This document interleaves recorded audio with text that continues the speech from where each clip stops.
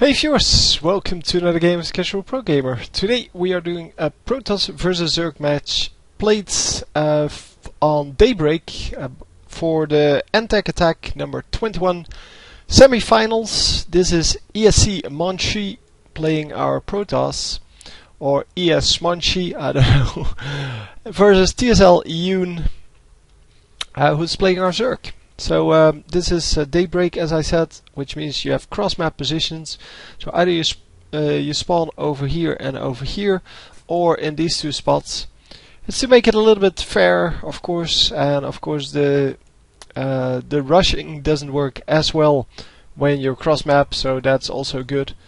It also allows people to not rely on luck while scouting, because this way you know where your opponent is.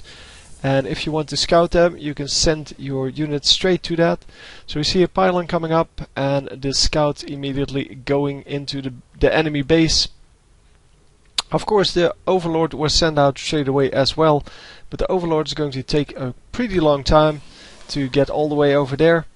So let's take a look at the units tab. Currently we are about equal on workers. Pretty sure that will equal before this one comes out. Yeah, there we go. And yeah, the spawning pool being produced, making it 13 to 13. And in our production tab, yeah, we have the spawning pool, of course. We have some drones and probes, but nothing exciting yet. So we will see what they're going for. Obviously, they're going to. It's going to be attempted Zergling run by, and he is going to have to block off this whole choke, which is a huge amount of space, but he's going to have to block that off with buildings because, well, with this supply depot here, you cannot really block off the ramp here, or, well, you can still do it on the top, but that would not be good with this nexus over here, because you wouldn't be able to protect this nexus. The Overlord coming in to scout now, and there are Zerglings on the way. So the Zerglings, yeah, they're not going to be here to do a lot of damage. If they can do damage, sure they will. But they're not here to do the damage. They're here to just scout and make sure that they the reactions are, well, are good. That he sees all the tech. But yeah, after that, as I said, when they can do harassment, they obviously will. So saving up for his next building to place over here. I think he's going to have to place something else there, though, if the Zerglings come in soon enough. There are the Zerglings. He wants to have a cybernetics core there, because that would fit nicely. But he's going to place a pylon and run away his probe. Yeah, his probe is going to run to the photon cannon, cancels the pylon, and yeah, now he can save up for that cybernetics core that goes over here. There it goes, leaving a very small gap. And he's going to put a zealot in that gap if the Zerglings want to run through it again. And by keeping that little gap open, he kind of allows himself to run out with his army and still get almost a full block, so making it very hard for the enemies, or for the enemy units, to run through it. And of course the cannon is there to pick off the Zerglings when they attempt to destroy one of the buildings, which is going to take a long time. So anyhow, the first zealot coming out, and on the other side we see, well, he is starting to spread some creep. I don't know where. Oh, over here. And yeah, he's just producing drones and building up his economy. So currently we have 29 drones versus 32 probes. Probes do outnumber the drones here, but that's because he has been producing some other stuff as well. And for Zerg, it's not so much about the minerals and gas, it's also about their third resource, which is the number of larvae.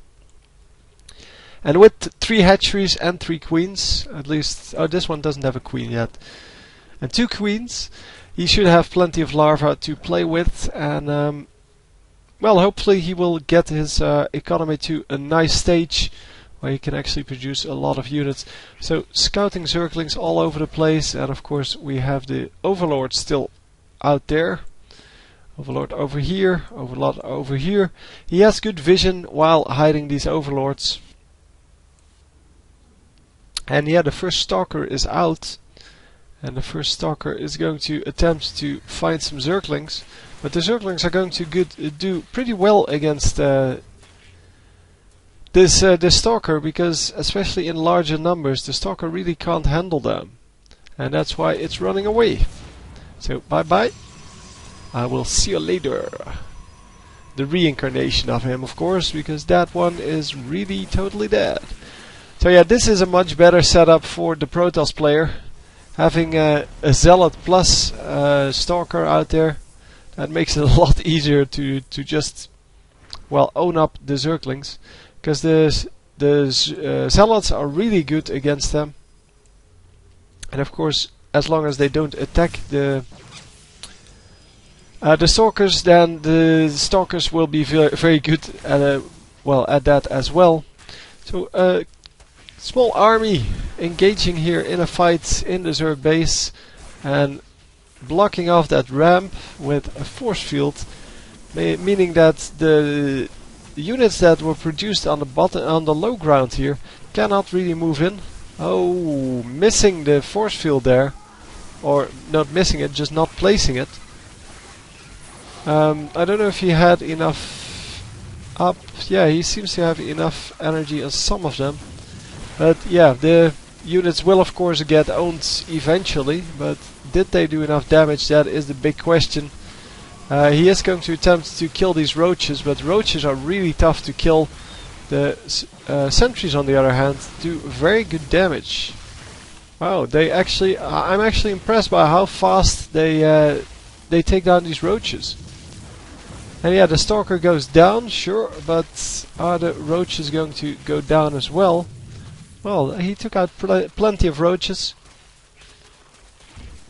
And apparently not enough, because the Zerg player is happy and the Protoss player is not so happy. So we're going to lose a couple of pylons here. Already cancelled one, but he built 3. So that didn't really work out, because the roaches came in time, and the roach, what's it called, roach den? Roach warren. Isn't even in the main base, and that's probably why he missed it, or maybe he didn't miss it and I just didn't see it in time. But these guys rarely miss anything. They are way better players than I am a commentator, so they see way more than I am. I of course do these things live. I don't watch the game beforehand, because that would be cheating, and I'm trying to become a better commentator by doing these things. And yeah, if you cheat on that, then yeah, you will never learn. So anyhow, going to take out this destructible debris. And I don't know what that really opens. Yeah, it opens up the middle of the map a little bit. It opens up the route through from this base all the way over here, I guess. So they don't have to go through the first base and through this gap. So it gives a little more mobility, in short. Oh, sorry, I missed the little engage here.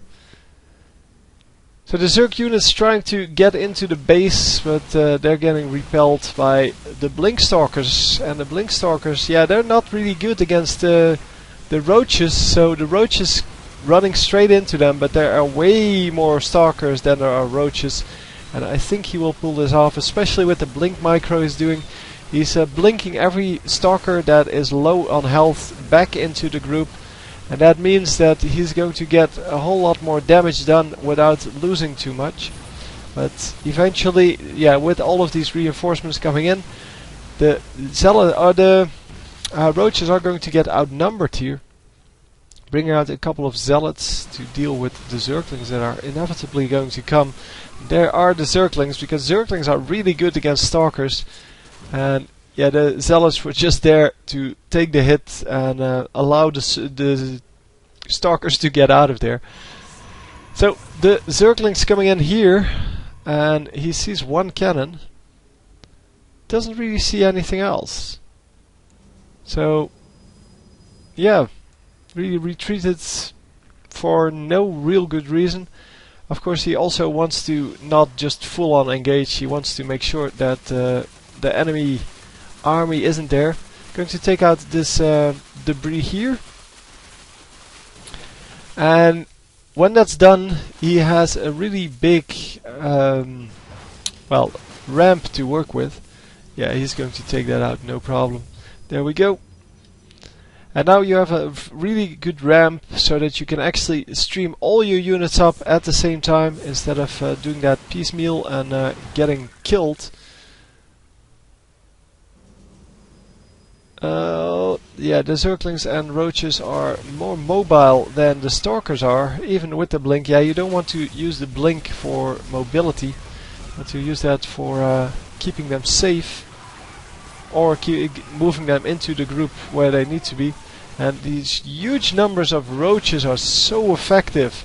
I wonder if he has burrow research. No, he does not. The Roaches regenerate health quicker when they're burrowed, and also it makes them, well, invisible, so that's good. But yeah, the regeneration is really powerful. Blink Stalkers blinking out of there, blinking in a corner, but it's not going to be good enough.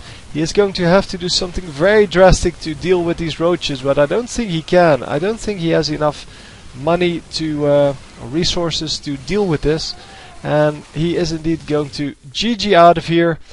And yeah, the Roaches just too much production, and yeah, Roaches are of course very good, as I said, against the Stalkers, and yeah, he was going for a full Stalker force. So anyway, hope you enjoyed, and I will see you next time. GG.